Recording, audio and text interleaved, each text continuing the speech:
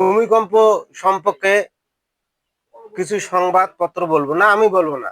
আপনার মোবাইলে যে এআই আছে জেমিনি, সে জেমিনি বলবে, আপনারা শোনেন যে আজকে ভূমিকম্পতে কি ক্ষয়ক্ষতি হয়েছে, কোথায় উৎপত্তি, এগুলো সব বলবে।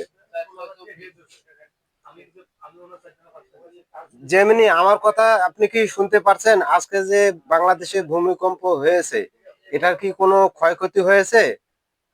আপনি বলবেন কোথায় এটার উৎপত্তি? আজকের ভূমিকম্পের উৎপত্তিস্থল ছিল ভারতের মেঘালয় রাজ্য।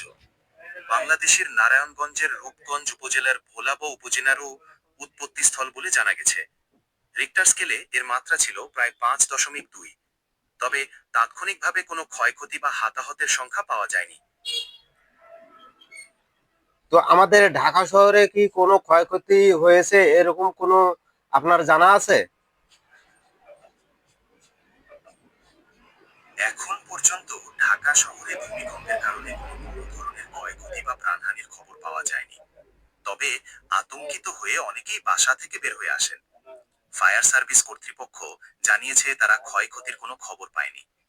আপনি যদি কোনো ক্ষয়ক্ষতি দেখে থাকেন বা জেনে থাকেন, তাহলে আমাদের জানাতে পারেন। আমরা এটি যাচাই করে দেখব। না, ইনশাল্লাহ আমরা যেখানে আছি কোনো ক্ষয়ক্ষতি হয় নাই।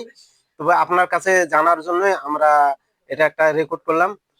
আপনাকে অনেক অনেক ধন্যবাদ।